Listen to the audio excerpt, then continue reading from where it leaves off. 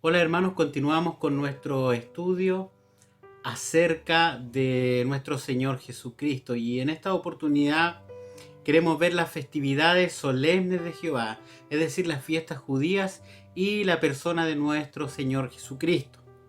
Las fiestas que se realizaban en el tabernáculo eran fiestas fijadas por Dios con dos propósitos. El primero era acercarse a Él, buscar a Dios, y la segunda, presentarle sacrificios y ofrendas. Esto hay que tenerlo claro porque no eran festividades del pueblo judío, no eran eh, para exaltar al pueblo judío por estas fiestas, sino eran fiestas en que Dios ponía aparte para Él y para su gloria. Y Él exigía ciertas cosas en estas fiestas, exigía que se debían hacer ciertas cosas, se debían guardar ciertos días y se debían comer ciertos alimentos que vamos a estar así a grandes rasgos, de manera general, detallando en estas fiestas. Fiestas habían varias, pero queremos solo fijarnos en estas 7 fiestas importantes anuales que vamos a ver en esta oportunidad. La primera fiesta que comienza en el primer mes, el día 14 de Nisan, es la Pascua. La Pascua es la celebración de la maravillosa liberación que tuvo el pueblo de Israel en manos de los egipcios y que Dios con mano poderosa a través de estas 10 plagas los liberó y los sacó de la esclavitud y los llevó a la tierra que le había prometido a Abraham, a Isaac y a Jacob y a todos sus descendientes. La Pascua significa pasar por alto, y es decir que el ángel de Jehová pasó por alto las casas que estaban marcadas con la sangre del cordero y no mató allí al primogénito. Es decir, el cordero que habían sacrificado en esta Pascua y la sangre que habían pintado el dintel y los postes de la casa daba la señal para que el ángel pasara por alto. Ese cordero había muerto como sustituto del primogénito que tenía que morir.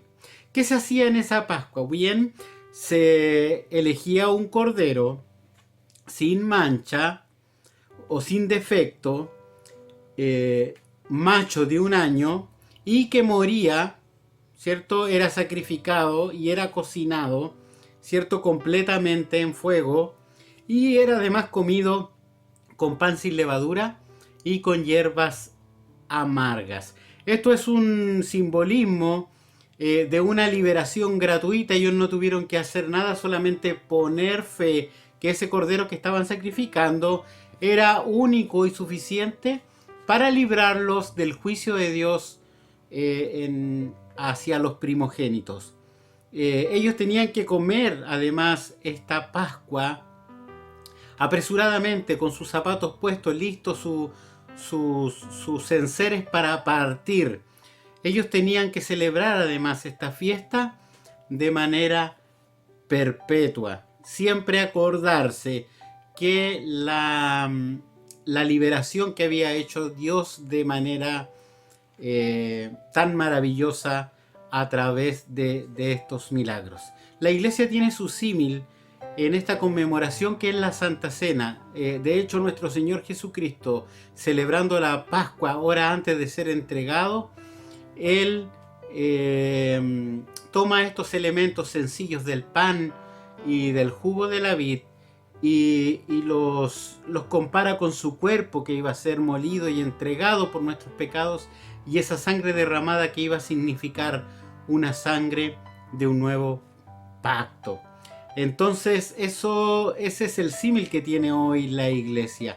Simbolismo del Señor Jesucristo, bueno, el cordero, el pan sin levadura, que también se comía ahí, que quiere decir la humanidad de Cristo, ¿cierto? Sin pecado alguno, y las hierbas amargas, que no especifica qué tipo de hierbas eran, pero que producen esta tribulación, esta amargura, por lo que el Señor Jesucristo pasa por este sacrificio en la cruz. Esta es la primera fiesta que se celebra o que los judíos celebraban anualmente.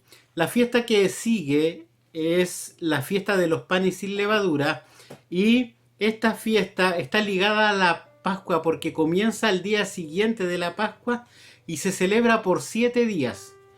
En 7 días el judío tenía que comer pan sin levadura como una señal de guardarse, como una señal de santificarse delante del Señor.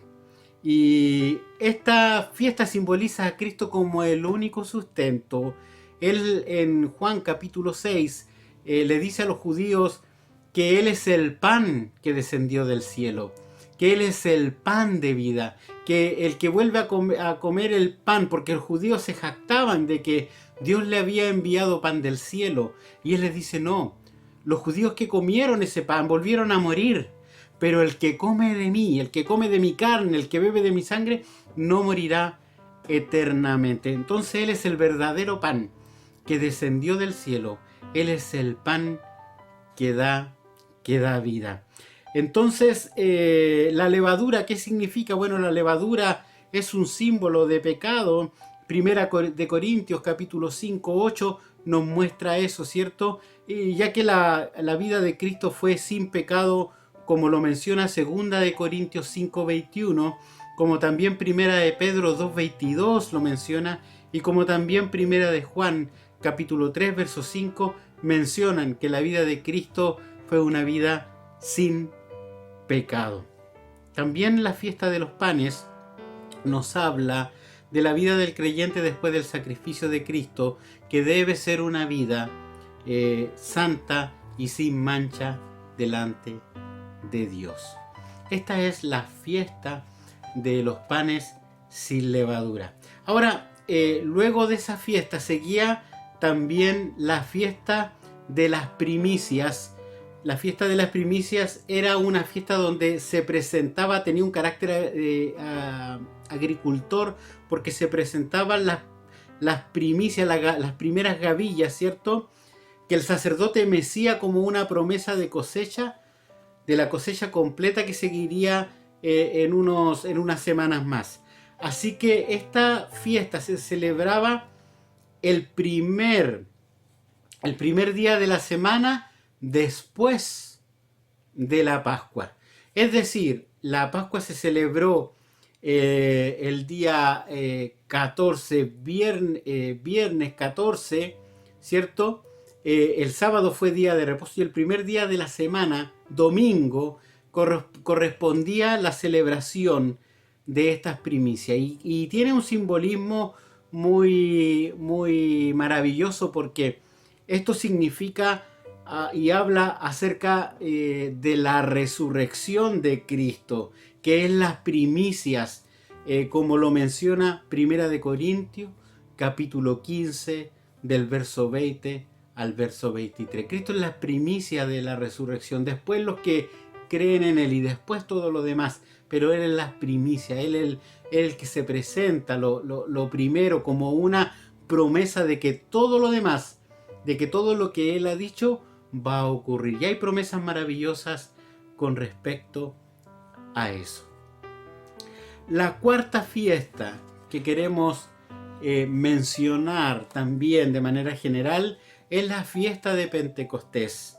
La fiesta de Pentecostés también es de carácter agrícola, porque el judío ofrecía las primeras espigas de trigo y se celebraba 50 días después de la Pascua. Es decir, que de ahí viene el nombre Pentecostés de Penta, ¿cierto? Que significa 5 y múltiplos de 5. Y entonces esta fiesta señalaba el fin de la cosecha de trigo y es un simbolismo acerca del descenso del Espíritu Santo.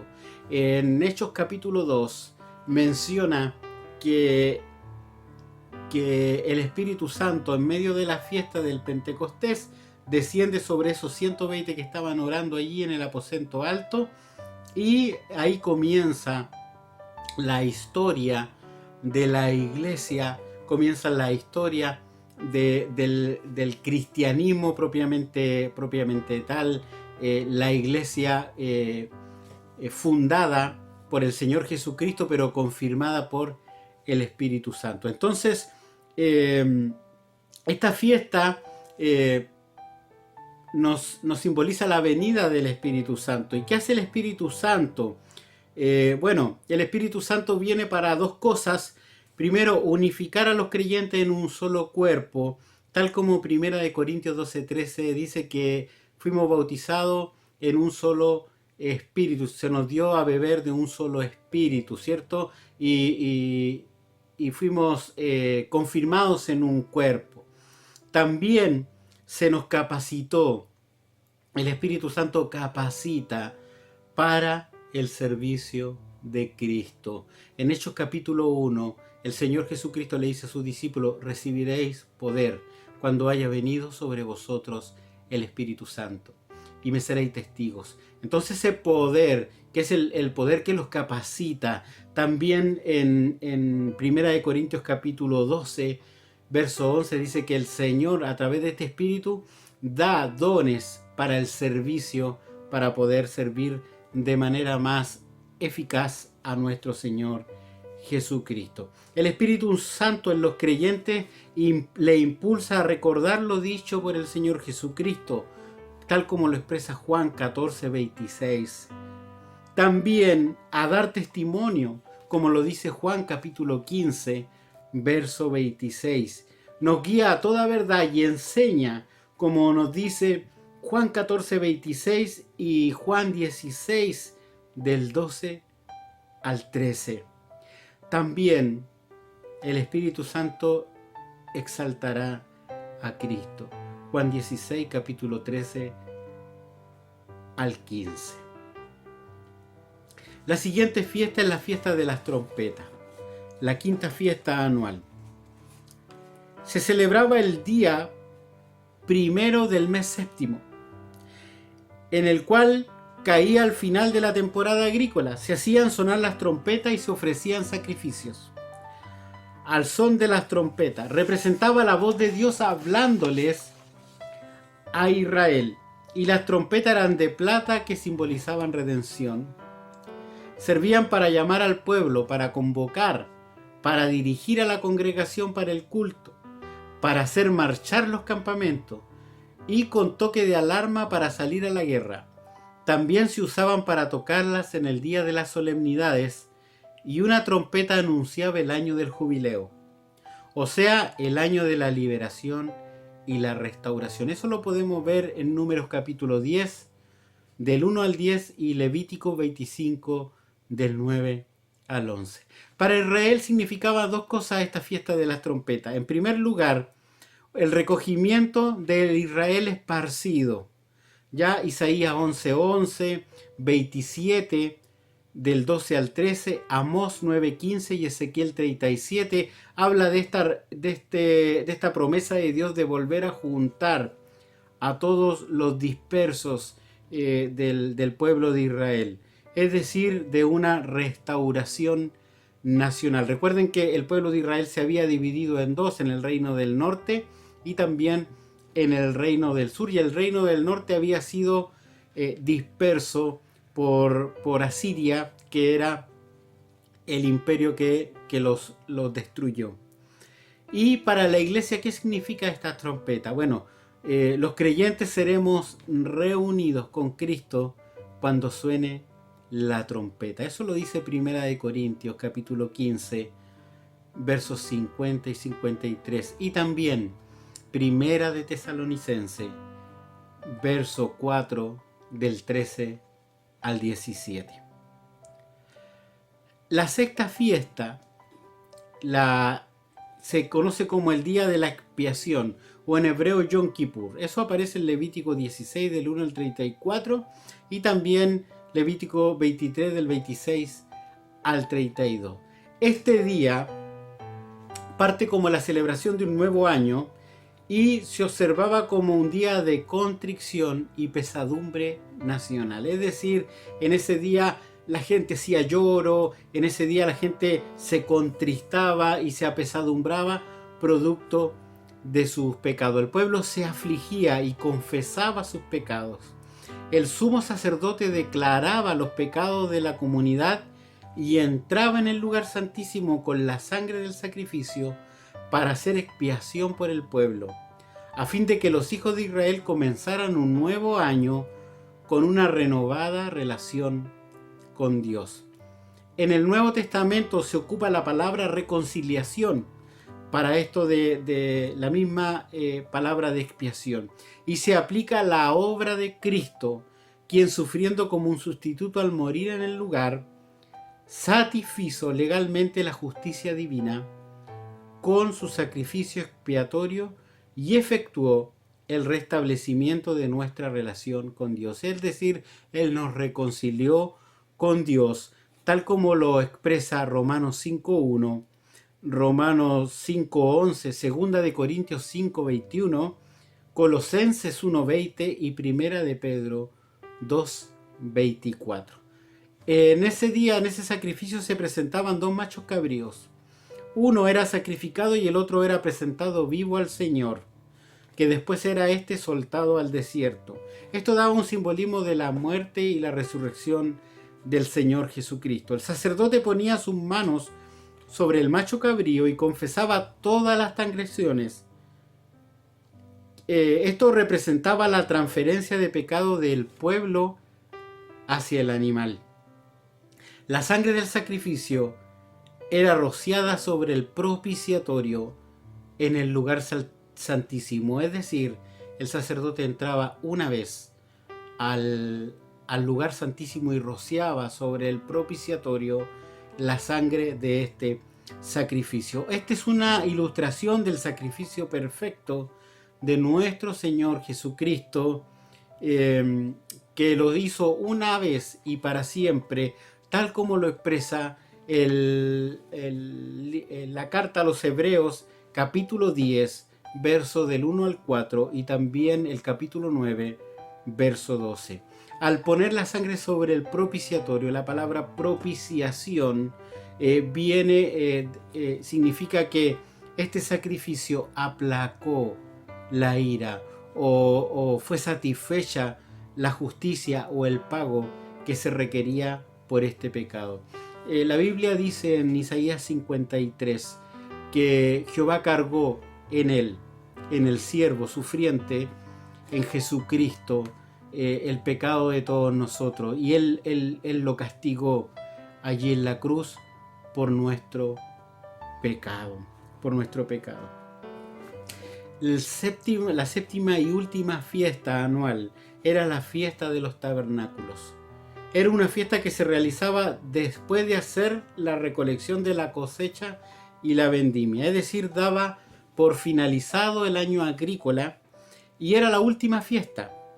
Duraba una semana y se tenía que construir cabañas o tiendas con ramas de árboles o de palmeras que se cortaban, y ahí se construían estas tiendas, y ahí se tenía que vivir durante 7 días, dejar de hacer lo que se estaba haciendo, y solamente en esas tiendas se iba a reposar, a disfrutar, a comer, a esperar y a estar en reposo. Era un tiempo de mucho gozo, de mucho regocijo, y que daba el significado de recordar la fidelidad de Dios en medio del peregrinaje que tuvo el pueblo de Israel. Ellos estuvieron viviendo 40 años en el desierto, se movían de un lado a otro, se movían con sus tiendas y hasta que llegaron a la tierra prometida. Era un recuerdo de esos, lo que tenían que hacer, de que en todo ese tiempo en Israel no les faltó nada. En ese tiempo Dios proveyó todo lo necesario. En ese tiempo, mientras eran peregrinos, Dios proveyó el pan, Dios proveyó la carne, Dios proveyó el agua, Dios proveyó la protección, Dios los cuidó en todo sentido. Y ellos dejaban todas sus casas, dejaban todas sus viviendas y se iban a vivir en esta fiesta por 7 días para recordar y para gozarse en la fidelidad del Señor. Bueno, para el creyente, para nosotros, Cristo es nuestro reposo. En Cristo estamos confiados del sustento, de la protección, estamos confiados de que Él nos va a venir a buscar, y mientras nos viene a buscar, nosotros somos peregrinos y extranjeros en medio de este mundo. Así que, hermanos, esa era la última fiesta anual. Dios deja esta fiesta con un propósito de ser glorificado Él. No los judíos, no la iglesia, sino Él es el que es glorificado en todas estas fiestas, a la manera de Dios, con los métodos de Dios, con los elementos que Dios pide en esto y no a nuestra manera.